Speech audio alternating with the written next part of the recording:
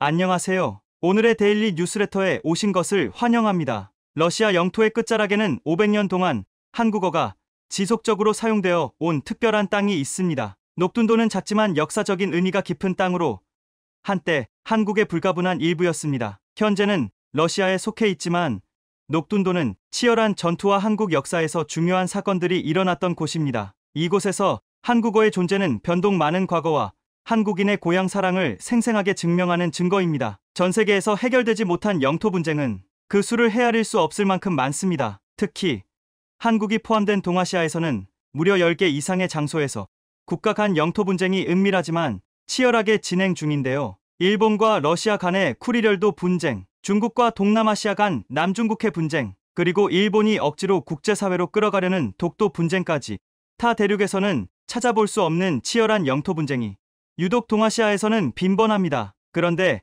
한국은 일본의 계략으로 중국에 빼앗긴 간도만큼이나 이 영토는 중국의 계략으로 러시아에 빼앗기고 말았는데 그 면적이 여의도 4배에 이르는 것으로 알려졌는데요. 러시아가 절대로 돌려주지 않는 한국의 마지막 영토, 적군이라도 그 적군이 너무나 경외스러울 때는 그가 죽은 후에도 마치 신처럼 떠받드는 경우가 있는데 우리나라 역사에서 이순신 장군이 그렇습니다. 일본의 해군 역사상 가장 유명한 전쟁 영웅으로 꼽히는 사토 데스타로라는 인물은 내가 가장 존경하는 장수는 이순신이다. 영국의 넬슨 제독의 명성이 아무리 높다지만 인격과 천재성에서 이순신에 필적할 순 없다며 1926년 조선지방행정이라는 월간지에 절세의 명예장 이순신이라는 제목의 글을 썼습니다. 프랑스 에스파냐 연합 함대를 격파시킨 유럽 역사상 가장 유명한 제독 넬슨보다도 이순신 장군이 더 뛰어나다고 평가한 것인데요. 그런데 재미있는 건 이 땅에 살았다는 것 자체로 전설로 불렸던 이순신 장군을 너무나 존경한 몇몇 일본인들은 한때 주기적으로 통영의 충렬사를 찾아 그에게 예를 갖추고는 했는데요. 이러한 내용이 1977년 10월 일본에서 발행된 월간지 아시아 코론에 기록되어 있습니다. 그런데 이순신 장군의 신화가 시작된 곳이 어디인지 아는 분이 많지 않은데 그곳이 바로 러시아에 빼앗긴 땅 녹둔도입니다. 때는 바야흐로 1587년 선조 20년 국토 최북단 국경섬 녹둔도는 추수기를 맞이해 여진족이 침입해 군민을 납치하고 말을 약탈하는 사건이 발생했습니다. 이 지역은 두만강에 가까웠기 때문에 토지가 비옥해 농사를 짓기에 훌륭한 환경을 갖추고 있었는데 1587년은 그 어느 해보다 풍년이 들었습니다. 이를 노린 여진족은 추수철을 맞아 기습적으로 침입했고 조선군 병사 10여 명이 전사하고 백성 160명이 여진족에게 끌려가게 됩니다. 그때 이 섬의 수비대장을 맡은 인물이 바로 이순신이었는데 뒤늦게 여진족의 침입 사실을 알게 된 그는 몇 안 되는 군사를 데리고 추격에 나서 적장 3명을 베고 백성 60여 명을 가까스로 구출했는데요. 그런데 당시 함경도 지역 군대 총사령관을 맡았던 이일은 이순신의 병력 증원 요청을 묵살한 죄를 피하고자 이순신에게 모든 죄를 뒤집어 씌웠습니다. 그리고는 이순신을 잡아다 가두고는 조정의 징계 여부를 물었죠. 선조실록 21권에 따르면 선조 임금은 전쟁에서 패배한 사람과는 차이가 있다. 병사로 하여금 장형을 집행하게 한 다음 백의증군으로 공을 세우게 하라고 하명했는데요. 큰 벌을 받을 뻔했지만 선조 임금 덕분에 간신히 처벌을 면했고 이듬해 여진족 정벌에 큰 공을 세우면서 사면을 받게 되는데요. 당시 나이 43세 이순신의 생에 있어서 이 녹둔도 전투는 중요한 변곡점이 됐습니다. 이순신이라는 지휘관의 존재를 국가가 처음으로 인지하는 계기가 됐기 때문이죠. 지금이야 이순신을 모르는 사람이 없지만 1587년 당시 이순신은 변방의 하급 무관에 불과했습니다. 만약 선조 임금이 녹둔도 전투를 패배라고 규정했다면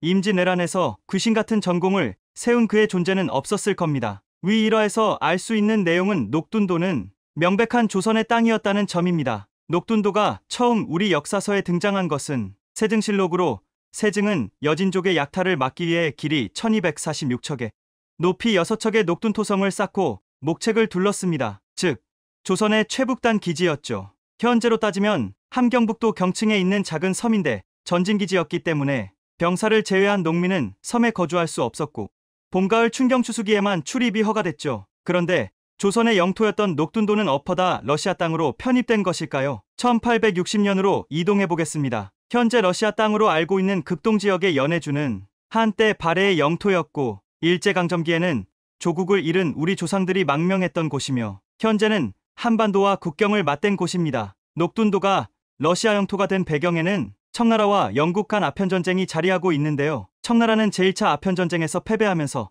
5개의 항구를 개항하게 됐는데 영국은 무역 확대를 요청하며 청나라를 더욱 핍박하기 시작합니다. 그러나 청은 과도하다며 영국의 요청을 거절했고 결국 제2차 아편전쟁이 벌어지게 되는데 이때도 패배한 청은 영국과 텐진 조약을 체결하게 됩니다. 이 당시 러시아는 청과 영국의 텐진 조약을 중재해 주었고 그 대가로 청과 러시아 사이에 베이징 조약이 체결되죠. 이 조약으로 녹둔도를 포함한 연해주가 전부 러시아 영토로 편입됩니다. 이 기간 러시아가 청으로부터 가져간 영토가 100만 킴에 달했는데 이는 한반도의 5배이자 러시아 전체 영토의 6%가 되는 광활한 땅입니다. 그리고 여기에 녹둔도가 포함되면서 하루아침에 러시아와 한반도는 국경을 접하게 되는데요. 당시 조선은 이 베이징 조약을 알지 못했고 녹둔도가 러시아 영토로 편입됐다는 사실도 알지 못했습니다. 무려 29년이 지난 후에야 고종할제가 이 사실을 알고 청나라에 항의했으나 소용없었습니다. 이미 상당한 자료가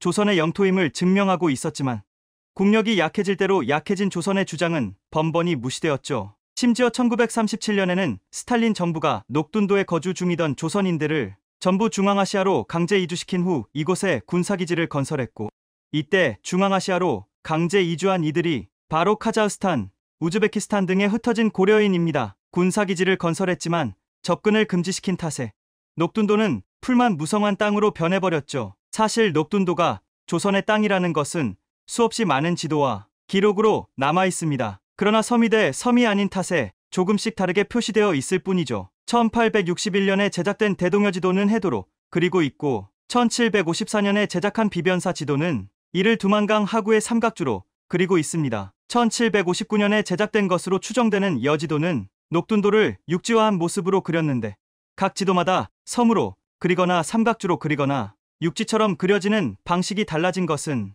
녹둔도의 독특한 지형 때문에 그렇습니다. 왜냐하면 총수로 두만강이 범람하게 되면 여름에는 수로가 넘치면서 물에 잠기거나 습지가 됩니다. 수로가 막혀버리면 섬처럼 보이고 장마철이 지나면 길이 보이기 때문에 육지에 붙은 것처럼 보이기 때문입니다. 녹둔도는 조선의 영토이기는 하지만 현재는 북한의 영토입니다. 그래서 지난 1984년 11월 북한과 소련은 국경 문제에 관한 회담을 열었지만 해결하지 못했습니다. 이와 관련한 자세한 내용도 전해지지 않습니다. 한국 역시 1990년 주한러시아 공사에게 정부 차원에서 반환을 요구했으니 러시아의 입장에서는 북한과 국경을 맞다른 탓에 이곳이 군사적 요충지이기 때문입니다. 현재 러시아는 피 한 방울 날 것 같지 않은 대통령이 이끌고 있어 반환이 쉽지는 않을 것입니다만 우리의 의사와는 무관하게 빼앗긴 우리의 소중한 영토인 만큼 이 녹둔도에 대한 관심을 끌어내야 할 시기가 아닐까 생각됩니다. 언젠가는 돌려받아야 할 한국의 마지막 땅 녹둔도가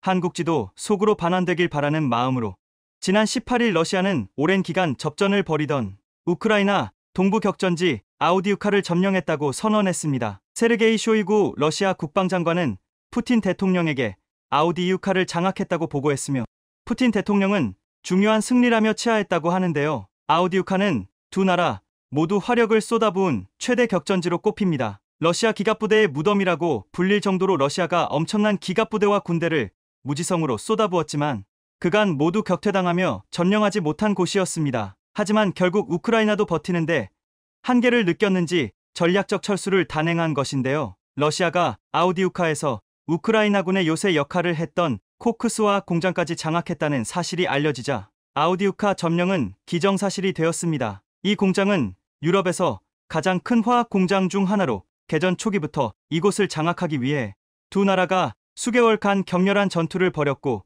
우크라이나군의 요새 역할을 해왔는데 러시아가 점령함으로써 아우디우카가 러시아에 의해 장악된 것이 기정사실화되었습니다. 결국 우크라이나군 총사령관은 SNS를 통해 아우디우카에서 병력을 철수하고 있다고 인정했습니다. 푸틴은 중요한 승리를 거두었다며 자화자찬했지만 그동안 이 지역에 쏟아부은 기갑 손실을 생각했을 때 이제 겨우 체면치레를 한 셈입니다. 그런데 러시아는 무지성에 가까운 기갑 돌격 부대를 투입해도 넘어오지 않던 철옹성 아우디우카를 대체 어떻게 점령한 것일까요? 알고 보니 엄청난 공을 들여 진행한 지하작전이 성공했기 때문이었습니다. 지난 3개월 동안 아우디우카에서 우크라이나군은 44대의 중장비 손실을 기록했는데 러시아군은 무려 574대의 중장비 손실을 기록했습니다. 아우디우카 전선은 러시아 기갑 부대의 무덤, 러시아군의 고철 처리장이라 불릴 정도로 러시아군 중장비가 많이 파괴된 전선이었습니다. 선두 장갑차가 파괴되자 패주하는 러시아군 병사들의 모습은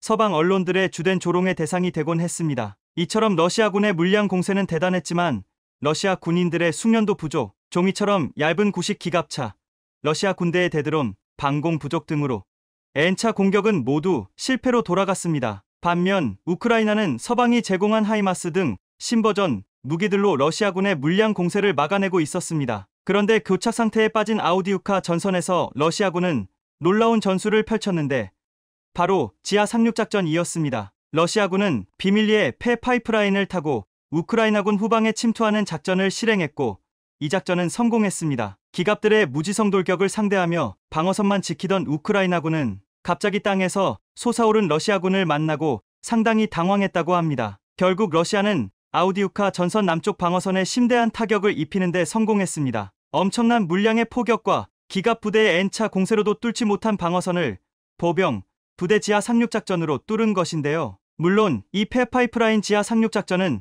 러시아 군인들의 극한의 고생 속에서 달성한 작전이었습니다. 러시아 군인들은 소음을 내지 않기 위해 폐파이프라인에 있던 얼음물과 오물을 몇 주 동안 밤낮으로 청소했고 청소를 끝낸 이후에는 수백 명의 러시아군이 2km 길이의 폐파이프라인을 걸어서 통과해 아우디우카 남쪽 방어선에 큰 타격을 주었다고 전해집니다. 이후 러시아는 곧장 아우디우카의 길이 30km의 차르 열차 벽 세웠습니다. 점령지 구축이 들어간 것입니다. 차르 열차 벽에 사용된 열차는 러시아군이 점령지에서 훔친 것으로 보이는 2100량 이상의 화물열차가 동원되었습니다. 이 장벽은 향후 우크라이나군의 반격 시 러시아군의 방어선 역할을 할 것으로 보입니다. 아우디우카를 점령한 러시아는 계속해서 이 전선의 병력을 증원시키고 있습니다. 그동안 무수히 많은 기갑 부대와 죄수 용병까지 많은 손실을 본 러시아가 굳히기에 들어갈 것으로 보이는 가운데 우크라이나의 공격도 만만치 않아 이 전선에서는 더 많은 양측 군인들의 피해가 있을 것으로 예상됩니다. 그런데 이후 상황이 묘하게 흘러가기 시작했습니다.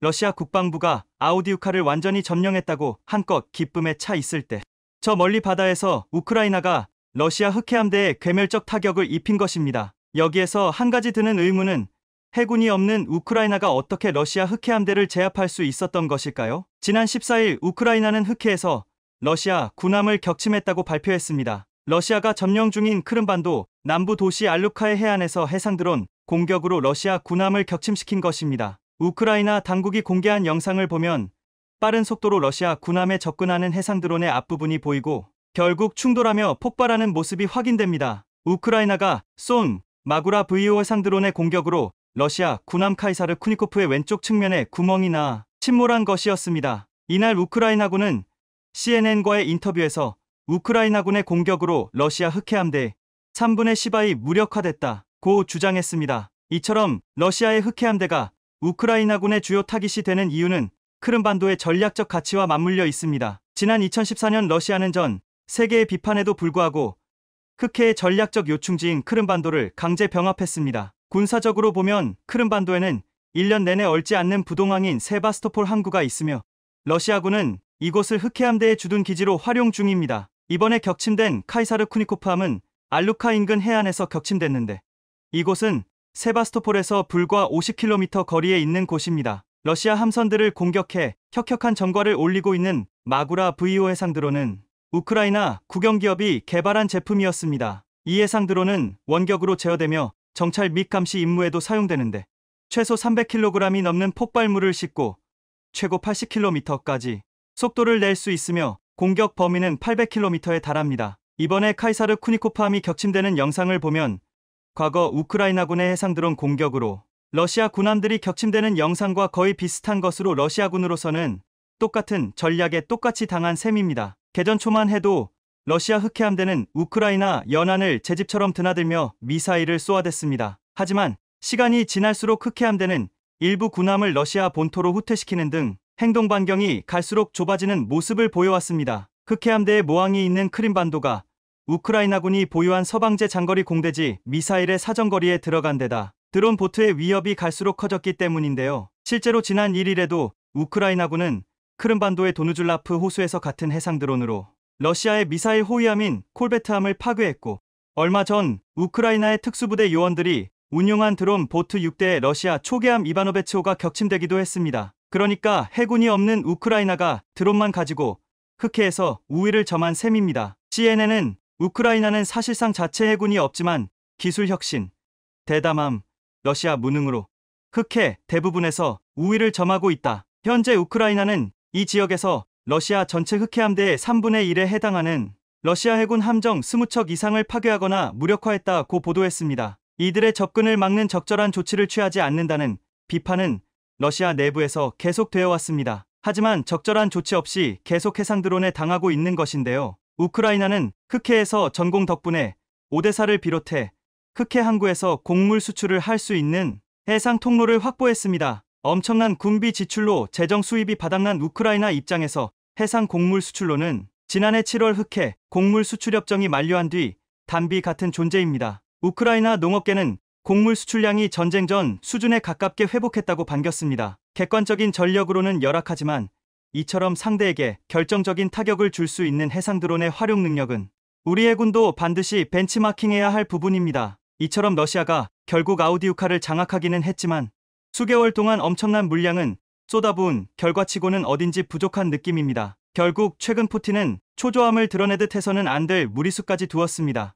러시아는 우크라이나 동부의 격전지 아우디우카를 장악했다는 사실을 대대적으로 홍보 중입니다. 그동안 막대한 기갑 부대와 전력을 쏟아붓고도 성과를 거두지 못했던 아우디우카를 장악했다는 사실은 그 누구보다 푸틴에게 반가운 소식이었습니다. 하지만 그렇게 오랫동안 많은 물량을 쏟아붓고도 고작 아우디우카 하나 장악한 것이냐는 비난도 나오는 실정입니다. 더구나 우크라이나 특수부대의 해상드론 공격 등으로 러시아의 자랑 흑해함대가 심각한 타격을 입으면서 이 해역을 통해 우크라이나의 곡물 수출이 진행되고 있고 그 양도 전쟁 이전 수준을 회복한 것으로 알려져 러시아에 당혹스럽게 만들고 있습니다. 게다가 2년 넘게 지속되는 전쟁으로 인해 러시아는 지금 전시 경제체제를 이어가고 있는데요. 고유가가 러시아 경제를 받치고 있지만 사실 속내를 들여다보면 러시아의 전시 경제는 지금 고물가 위협에 시달리는 모습이 역력합니다. 러시아 정부의 과격한 재정 지출 확대 속에 공급이 수요를 따라잡지 못해 발생하는 위험한 호황이 지속되고 있는 것인데요. 러시아 중앙은행은 15일 기준금리를 연 15%에서 16%로 인상했습니다. 이것은 지난 7월부터 5개월 연속 인상 행진이며 이 기간 상승폭은 무려 8.5%포인트에 달합니다. 러시아 중앙은행은 우크라이나전을 언급하지 않은 채 기준금리 인상의 원인으로 물가를 지목했습니다. 러시아에서 올해 말까지 연간 소비자 물가 상승률은 약 7.07%에 근접하고 있습니다. 이 정도 수치라면 실질적으로 국민들에게 체감되는 물가 상승은 그야말로 엄청나다고 볼 수 있는데요. 러시아 중앙은행 역시 급격히 개입하지 않을 경우 자국 경제가 버텨내지 못할 것이라는 진단까지 꺼냈습니다. 엘비라 나비울리나 러시아 중앙은행 총재는 경제가 자동차라고 생각해보라. 성능보다 빠르게 달리려고 하면 엔진이 과열돼 멀리 가지 못할 것이다. 라고 설명했습니다. 서방 전문가들은 러시아 경제가 우크라이나전 때문에 위험한 수준으로 과열되고 있다고 더 근본적인 원인을 지적합니다. 영국 이코노미스트는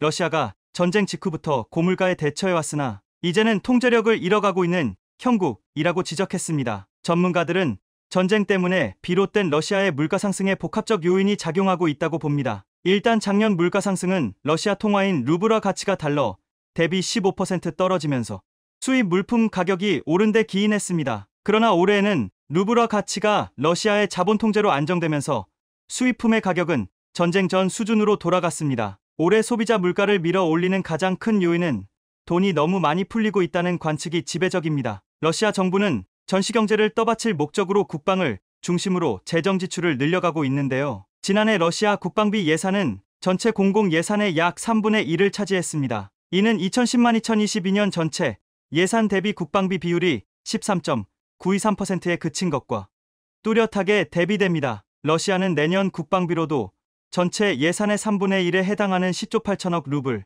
약 155조 5,200억 원을 편성하기로 했습니다. 더구나 대통령 선거를 앞두고 전사자 가족의 30년치 평균 임금을 지급하고 복지 지출도 늘리고 있습니다. 미국 뉴욕타임스는 러시아가 전쟁 자금을 계속 풀면서 동시에 인플레이션을 막아야 하는 난제에 직면했다고 지적했습니다. 문제는 러시아가 돈이 너무 많이 풀었다는 점입니다. 현재 고물가는 과열된 수요를 공급이 따라가지 못하는 데에서 발생했을 가능성이 크기 때문입니다. 지난달 기준 러시아에서 계란 가격은 전년 대비 40% 이상 상승했고 닭고기 가격도 29.3% 올랐습니다. 일부 전문가는 전쟁 때문에 공급 역량 자체가 감소해버린 상황을 주목합니다. 러시아 내 고학력 근로자 다수가 해외로 도피하고 외국인 투자가 급격히 위축된 점도 물가 상승을 부추긴다는 것입니다. 즉 전쟁을 위해 돈은 풀었지만 전쟁과 해외 도피로 인한 인력 유출로 생산할 사람이 없어서 물가가 오른다는 것입니다. 파이낸셜 타임즈에 따르면 러시아는 개전 초기 우크라이나 전쟁에 따른 경제적 손실을 메우기 위해 강력한 부유세를 부과해 40억 달러를 조달하기도 했습니다. 부자는 부자대로 서민은 서민대로 전쟁은 길어지고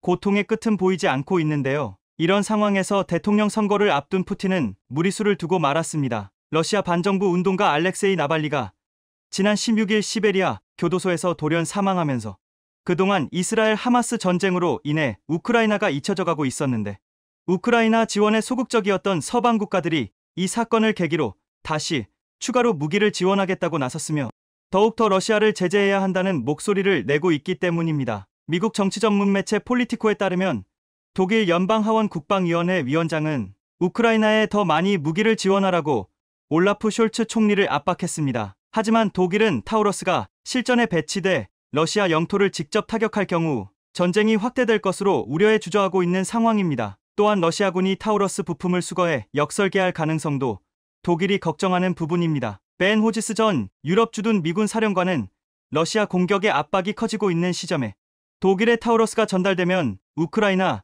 무기고가 한층 강화될 것이라고 내다봤습니다. 익명을 요구한 한 우크라이나 당국자는 폴리티코에 이제 타우러스를 확보하는 것은 자국의 매우 중요한 요구라면서 러시아를 무너뜨리는 유일한 방법은 러시아가 점령한 영토 내로 깊숙이 타격하는 것이라고 말했습니다. 나발리가 의문사하면서 신속한 군사지원 필요성에 대한 목소리는 유럽연합에서도 나왔습니다. 호세프 보렐 EU 외교안보 고위대표는 우리는 아마도 너무 자주 주저했을지도 모른다. 2년 전 우리는 헬멧을 줄 준비가 돼 있었고 지금 우리는 F-16을 보내고 있다. 우리가 이들 결정을 더 빨리 내렸다면 아마도 전쟁은 달랐을 거지라고 말했습니다. 서방에서는 나발리 죽음과 관련해 사인을 규명하고 대응에 나서야 한다는 목소리도 이어지고 있는데요. 데이비드 캐머런 영국 외무장관은 러시아 당국자들에 대한 신규 제재가 있을 수 있다고 시사했습니다. 영국은 나발리의 죽음에 대해 조치를 취할 것이라면 다른 국가에도 비슷한 조치를 촉구했습니다. 캐머런 장관은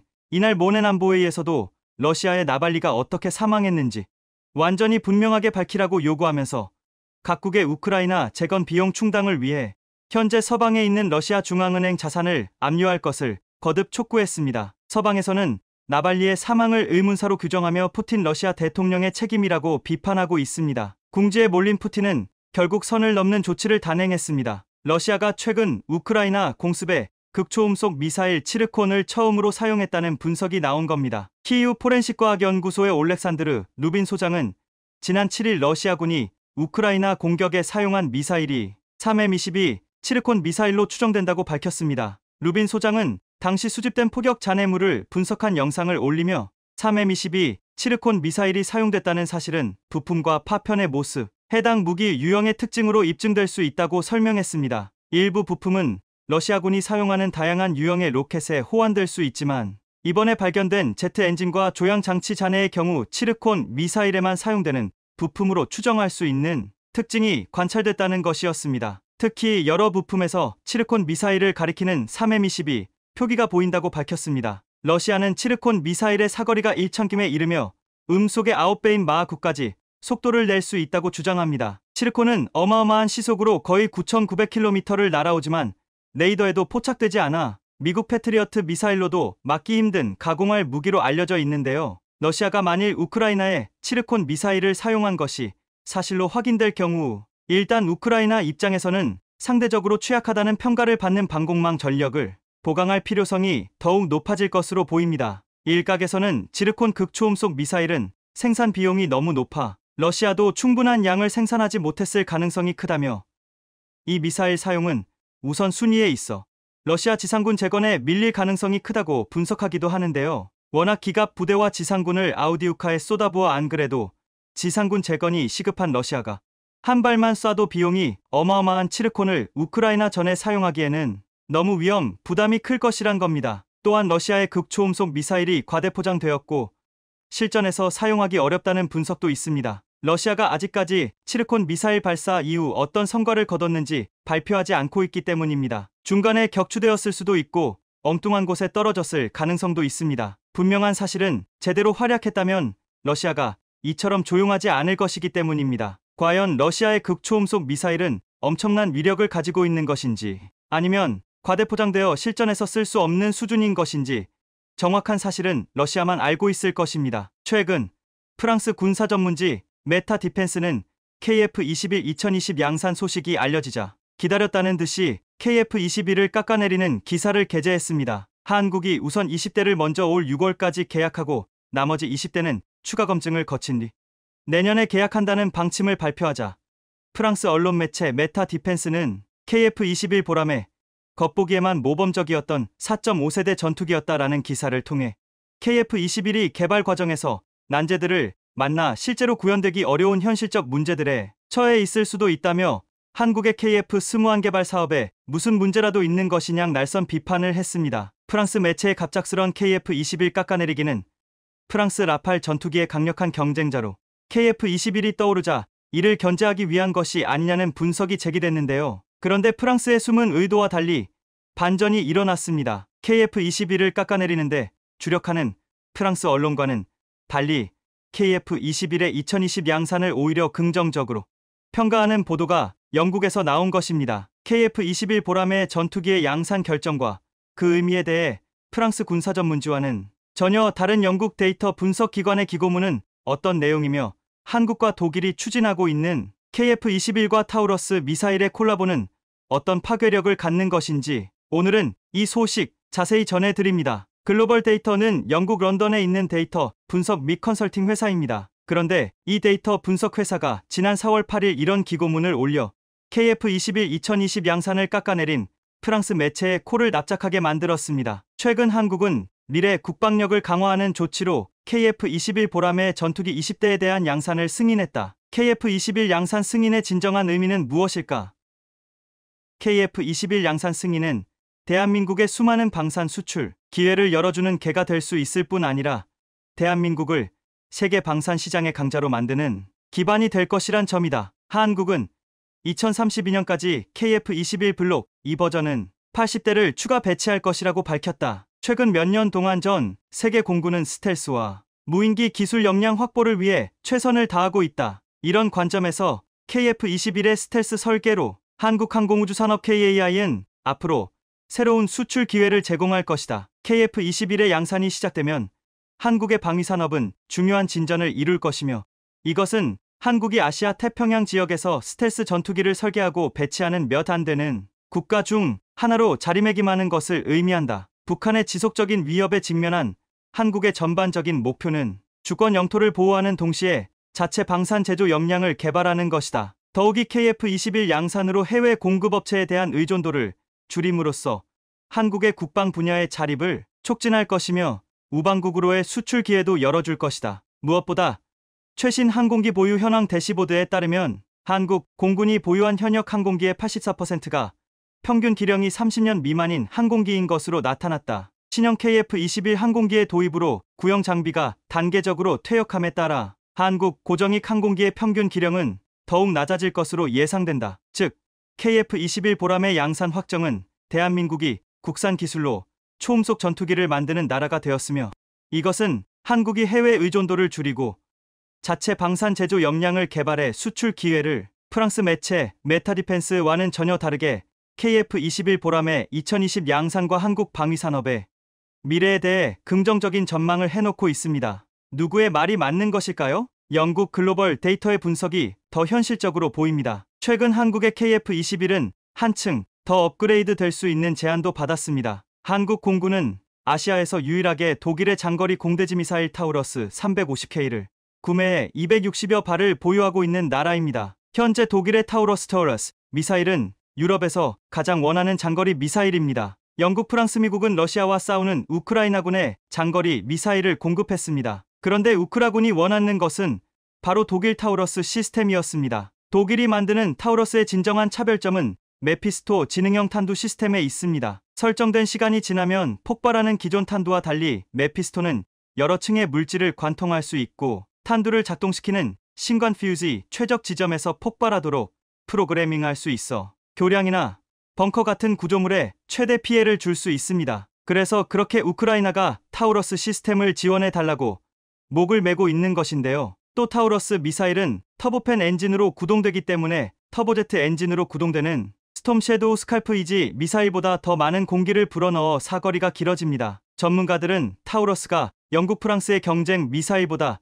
최대 250km 더 멀리 떨어진 목표물을 타격할 수 있다고 예상합니다. 또 스텔스 기술과 설계 덕분에 50m까지 낮게 비행할 수 있어 대부분의 레이더에 탐지되지 않는 장점도 있습니다. 다만 현재 생산 중인 타우러스 미사일은 없습니다. 타우러스 시스템은 유럽 최대 미사일 제조업체인 MBDA, 독일 듀츠란과 스웨덴의 사브가 합작 투자해 제작하는데 생산 라인은 한국 정부의 주문이 있던 2019년을 마지막으로 가동된 뒤 유유 상태입니다. 한국 공군은 타우러스 미사일 260여 발을 보유하고 있대요. 그런데 이 미사일은 F-15K에만 장착됩니다. 유사시 장거리 공대지 미사일을 이용한 선제 타격 등 다양한 임무를 수행하는 F-15K 59기는 성능 개량이 예정돼 있습니다. 하지만 문제는 한꺼번에 18대가량씩 성능 개량에 들어갈 수 있어 공군의 원거리 타격 전력에 공백이 우려된다는 것인데요. 이 같은 문제를 잘 아는 타우러스의 한국지사 타우러스 시스템즈 코리아의 크리스토퍼 드레브스타드 대표는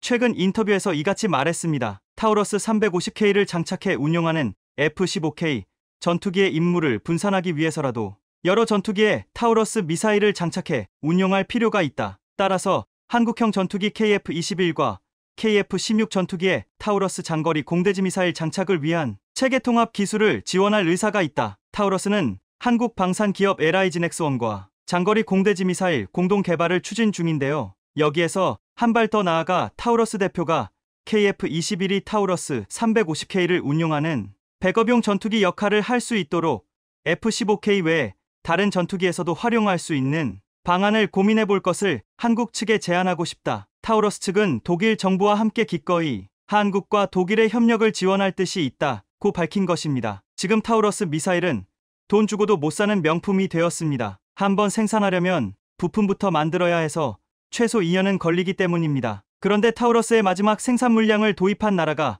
바로 대한민국입니다. 그럼 한국은 왜 타우러스 즉 장거리 공대지 미사일을 260발이나 구매했던 것일까요? 한국은 F-15K의 공대지 미사일로 사거리 280km의 SLAM ER-47발을 도입했지만 이보다 긴 사거리와 파괴력을 갖춘 미사일의 필요성을 느꼈습니다. 그러나 미국이 JASSM의 수출을 반대하고 또 JASSM의 신뢰성에 의문이 제기되자 한국은 그 대안으로 타우러스를 도입했던 것입니다. 그 결과 한국 공군이 운용하는 F-15K에 타우러스 2발을 탑재하는 것이 가능하다는 것이 입증되었고 그래서 타우러스를 도입했던 것입니다. 그래서 한국은 2013년 4월 타우러스 도입 사업을 단독 도입으로 전환했던 것입니다. 당시 한국은 타우러스 제작사와 타우러스 기술 이전 약속과 한국의 순항 미사일 공동 개발 계획을 약속했고 타우러스 KPD 350K 도입을 위한 최종 계약을 체결했던 것입니다. 이래서 한국이 아시아에서는 유일하게 타우러스 KPD 350K를 보유한 나라가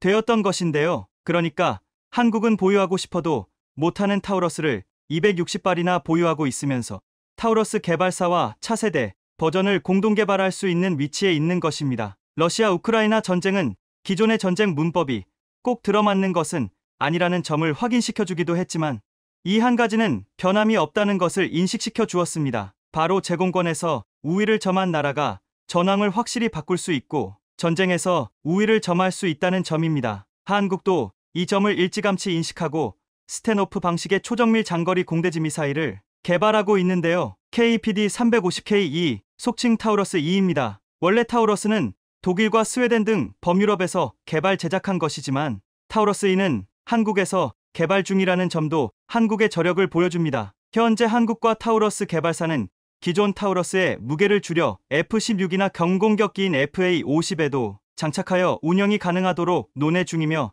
더욱 기대되는 것은 KF-21 보라매에도 타우러스가 탑재될 가능성이 높습니다. 이렇게 된다면 KF-21이 중거리 미사일 능력이 약하다는 약점을 보완하게 될 것이고, 나아가 독일과의 협력으로 타우러스 350K가 개발된다면 이것을 KF-21 블록 1에 체계 통합을 할 수도 있습니다. 이 일이 현실화되면 KF-21의 수출에는 그야말로 청신호가 켜질 것입니다. 전 세계는 지금 전투기 시장에서 장거리 공대지 미사일을 원하고 있습니다. 장거리 타격용 무장이 없는 전투기는 수출이 불가능할 정도입니다. 그런데 이 시점에 독일 타우러스 시스템즈가 한국과 공동 개발을 위해 LIG 넥스원 기술자들의 독일 방문을 협의 중이며, 앞으로 MOU 진행 상황에 따라 독일 기술진이 한국에 와서 협력할 수도 있다고 밝힘으로써 한국은 이제 KF-21 등 한국 전투기와 FA-50 경공격기의 수출에 더욱더 유리한 고지를 점할 전망입니다. 엄청난 한국산 무기들이 등장할 것으로 예상되면서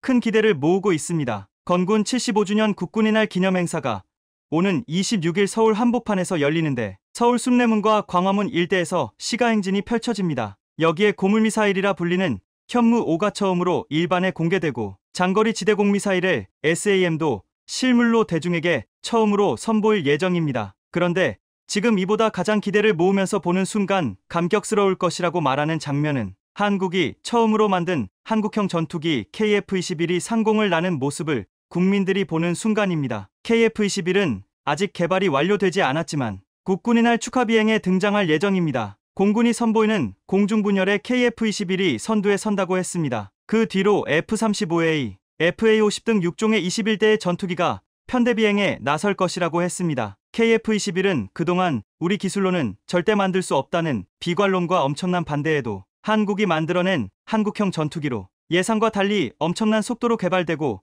전 국민 앞에 공개되며 지금 전 세계의 주목까지 받고 있습니다. 지난해 7월 KF-21 시제 1호기 첫 비행 성공 이후 올해 6월 마지막 시제 6호기가 시험 비행에 성공하면서 내년 상반기로 예정됐던 양산 계약에도 청신호가 켜졌다는 평가가 나오고 있습니다. 이렇게 순조롭게 빠르게 개발되는 것을 우리 국민들은 환호하고 있지만 지금 공동개발국 인도네시아는 당황하는 모습을 감추지 못하고 있습니다. 최근 불거진 KF-21대당 가격이 F-35보다 비싸다는 지적 이후 논란이 벌어지고 있는데, 이 때문에 글로벌 시장에서 가격 경쟁력을 확보하려면 개발비 확보와 더불어 수출 계약이 중요하다고 말하고 있습니다. 그러기에 인도네시아의 분담금 미납 문제가 더욱더 크게 불거지고 있는 가운데 KF-21 공동개발을 노리는 폴란드와 UAE가 미묘한 신경전을 하고 있어서 주목되고 있습니다. 먼저 지난 14일 UAE가 KF-21에 대한 직접적인 협력 의사를 담은 서한을 우리 측 국가안보실에 발송한 것이 확인되었다고 보도되었습니다. 그동안 UAE가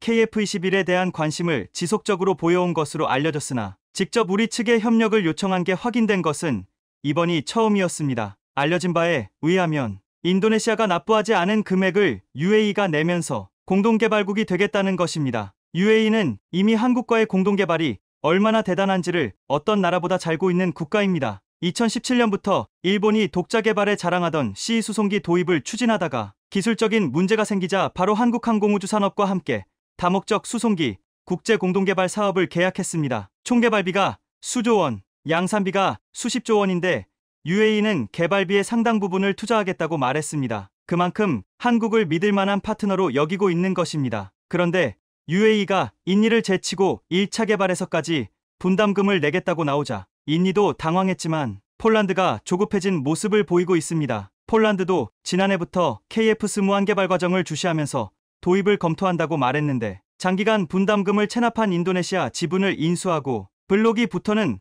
공동개발을 하고 싶다는 의향을 공개적으로 내비쳤습니다. 그런데 지금 자신들이 하고자 하는 자리에 UAE로부터 먼저 제안이 들어왔고, 그렇게 되면 폴란드가 궁극적으로 원하는 블록2 사업도 물 건너갈 가능성이 커집니다. 이미 UAE는 미국에게 F-35 주문이 쉽지 않은 상황에서 러시아의 5세대 스텔스 전투기 체크메이트에 투자해 공동개발하려 했으나 우크라이나 전쟁 장기화로 본사업 추진이 불가능해졌습니다. 이에 스텔스기 보유를 꿈꾸는 UAE는 분명 KF-21 블록 2.3까지도 함께 하려 할 것이기에 폴란드 발등에 불이 떨어진 상황이 되었습니다. 결국 UAE 소식이 나오자 바로 폴란드에서도 중요한 보도가 나왔습니다. 폴란드 군사매체 디펜스24는 브와슈차크 국방부 장관의 말을 빌어 폴란드에 다목적 편대가 2개 더 필요합니다라는 제목으로 기사를 게재했습니다. 이번에 폴란드에서 열린 국제방위산업 전시회에 신형군 장비 계약을 묻자 브와슈차크 국방부 장관은 다목적 항공기로 구성된 최소 2개 편대가 더 필요합니다라고 말하며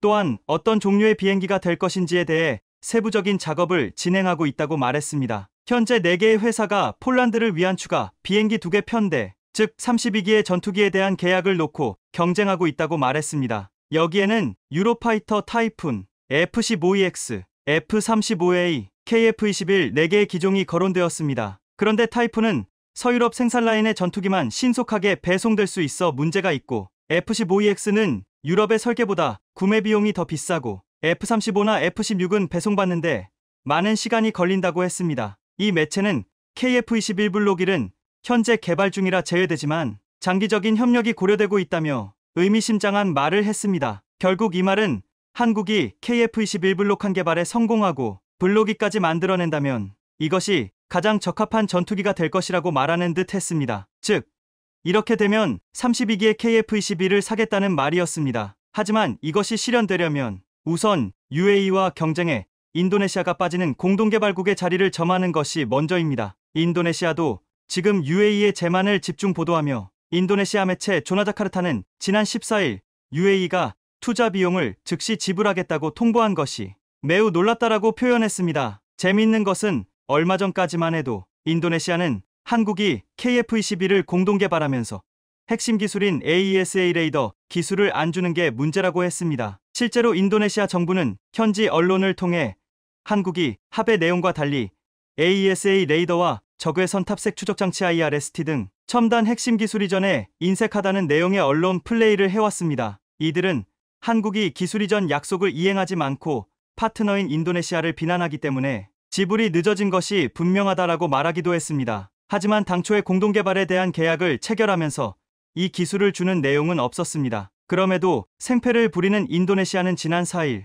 한국이 주지 않는 AESA 레이더를 중국에서 사서 J-20A4 레이서를 탑재한다는 보도까지 했습니다. 조나자카르타는 한국이 기술 이전 약속을 이행하지 않으면 인도네시아는 KF-21 대신 중국산 5세대 J-20의 AESA 레이더 기술을 채택할 수 있다며 중국 카드를 꺼내들었다는 것입니다. 하지만 한국에서 UAE와 폴란드가 인도네시아들 대체하려 한다는 소식이 나오자 인도네시아가 당황하는 듯한 기사를 연이어 내놓고 있습니다. 조나자카르타는 14일 UAE 논란 해결 및 KF-21 보라매에 대한 인도네시아의 부채를 한국에 지불하기 위해 기관 설치라는 제목의 기사를 긴급 보도했습니다. 인도네시아 측이 6월 30일까지 약속한 미납금 납부 계획을 통보하지 않았는데 UAE가 KF-21에 직접 협력하겠다는 서한을 보내는 것뿐만 아니라 한국의 KF-21에 미납된 분담금을 갚기 위해 기관까지 설치한다고 것입니다. 결국 인도네시아의 태도가 달라지지 않는다면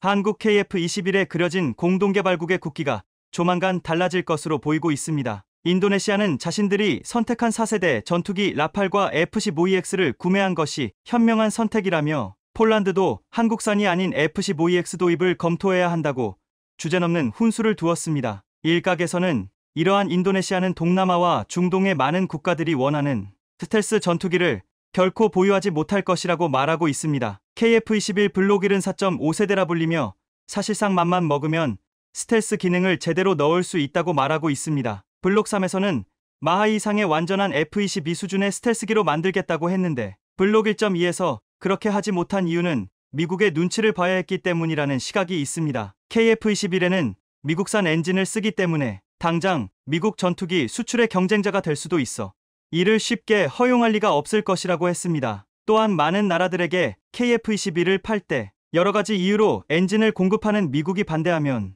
한국은 수출할 수 없는 상황이 됩니다. 그래서 지금 한국은 가장 빠른 시일 내에 엔진 국산화를 위해서 달리고 있습니다. 지난 2월 방사청은 15,000파운드 포스F급 엔진을 개발하겠다고 밝혔습니다. 국기원은 현재 방사청이 개발하고 있는 무인기용 엔진의 성능 개선 연구가 뒷받침된다면 1만 F급 엔진 개발도 가능하다며 1만 F급 엔진은 25,000 F급 엔진까지 확장이 가능하고 1만 5천 F급 엔진 개발에 성공한다면 4만 F급 엔진 개발도 노려볼 수 있다고 내다봤습니다. 현재 KF-21에 탑재된 F414-400K 엔진의 최대 추력은 22,000 F이기에 무인기용 엔진이 먼저 성공한다면 KF-21에 달 수 있는 엔진도 우리 손으로 만들 수 있다는 것입니다. 그동안 전투기 엔진은 미국과 영국의 독점 시장으로 개발하기가 쉽지 않다고 했습니다. 고출력의 엔진 기술을 개발하는 것도 어렵지만 일각에서는 한국이 엔진 개발에 쓰는 돈과 인력이 선진국에 비할 수가 없기 때문이라고 했습니다. 하지만 이제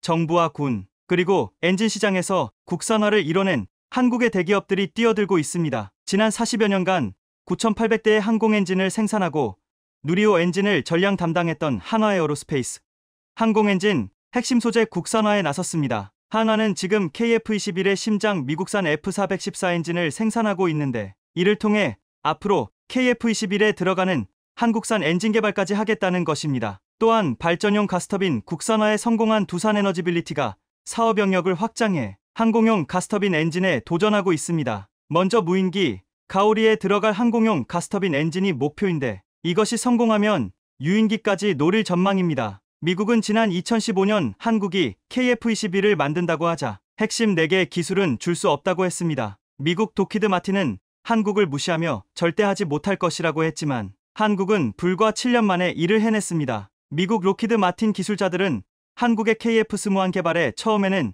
실현이 어려운 프로그램이라고 말했다가 한국에 와서 조립공장 현장을 보고서는 미라클이라고 했습니다. 한국의 전투기 개발 과정을 보는 폴란드를 비롯한 중동과 동남아 나라들은 과거 한국이 전투기 엔진을 못 만들었던 이유를 한국이 아직 제대로 시작하지 않아서라고 말하고 있습니다. 이제 한국은 전투기 엔진 개발을 시작했습니다. 시청해 주셔서 감사합니다.